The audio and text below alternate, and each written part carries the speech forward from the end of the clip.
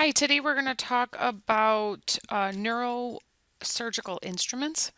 So instrumentation that's used during craniotomies, laminectomies. You're going to see like a lot of orthopedic instruments because we're dealing with bone both in craniotomies and spine procedures.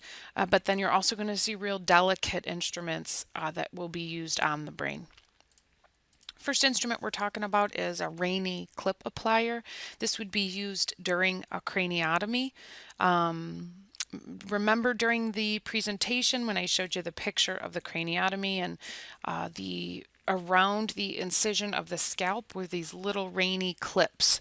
These clips are loaded in, they're disposable clips, and they're loaded into the clip applier. When you squeeze the handle, it locks the clips around, it's very difficult to see here, but around the edge of the scalp. It squeezes that scalp tight, and what it is a hemostatic agent so that that scalp doesn't bleed into the wound the entire time. Aneurysm applier and clips. So this is separate. This is a clip that's on the edge of that instrument. These are the clips themselves, and then the instrument, it stops about right there. It loads the clips on when you squeeze the handle. It will open the clip up. When you let go of the handle, it squeezes it back into place.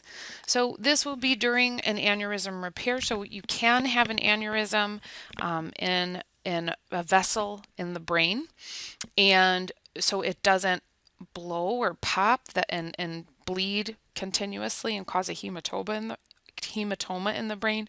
They will go in and place a clip on that artery. So these clips work perfectly for that.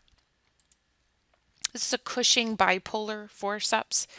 We have to have bipolar cautery during neuro procedures. So this is a bipolar forceps. This will typically come in your neuro trays.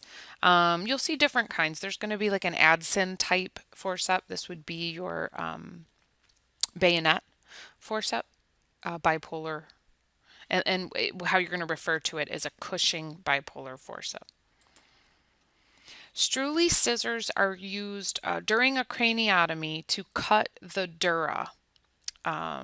So you remember from our presentation, it's that kind of heavier fibrous tissue that's right underneath the skull, kind of protects the brain.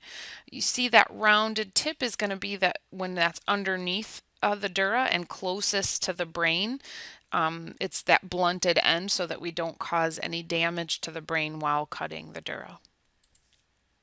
A Lexel rongeur you've seen probably in ortho procedures.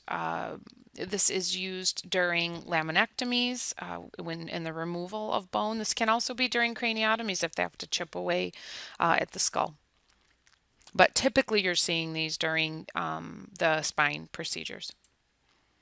Cushing pituitary rongeur, this will be used to remove pieces of bone or pieces of lamina during a laminectomy.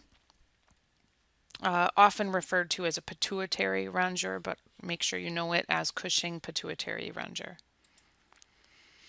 Penfield dissector. This is a Penfield number 1. Penfield, there's 4, 1, 2, 3, 4, and they'll be referred to as a Penfield 1, Penfield 2. So make sure you get to know the difference between the Penfields. This is Penfield 1. It's going to be used like a curette, like a real shallow curette, and then a periosteal elevator on the other side. And then our next one is the Penfield 4. They'll use this to kind of retract or dissect and also can be used as that periosteal elevator. Midas Rex drill, if you get called in for a burr hole, this would be the drill that you would use. This is typically what's used during craniotomies. Comes with different types of attachments and used for the burr holes. These are Davis Brain spatulas, very similar to a malleable. It has that same concept. It would be used to place on top of the brain, let's say when we were cutting the dura or using electrocautery on the dura and don't want it to head down to the brain tissue. So this is simply just to protect that brain tissue underneath. This is a love nerve root retractor, and its name describes exactly what it's used for. This is used for the spinal cord or any nerve that needs to be retracted. It has a nice dull edge that won't cause damage to the nerve while retracting. Also has the bent angle so that it will stay out of the way while using the microscope.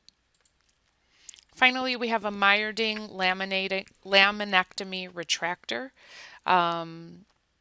This is a self-retaining retractor. It looks similar to a Wheatlander, except it has deeper blades so that you can access. You want to get down into, it's a small incision, you want to get down to that spine as close as possible.